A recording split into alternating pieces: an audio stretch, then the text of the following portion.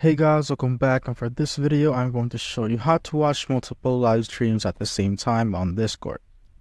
So first is you want to go to a voice channel right here. So I'm currently on the voice channel here, as you can see. So if I go there, I'll be redirected here, and if I click on watch stream, just like so, I can see the other shared screen, right?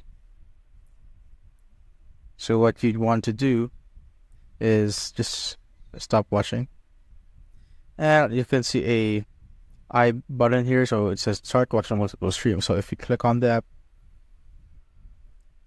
so you can see the other stream moving, and also you can see other people's shared screen, just like so. So that's it, guys. If you have found this video helpful, simply leave a like below or subscribe because it helps reach more people. See you on the next one.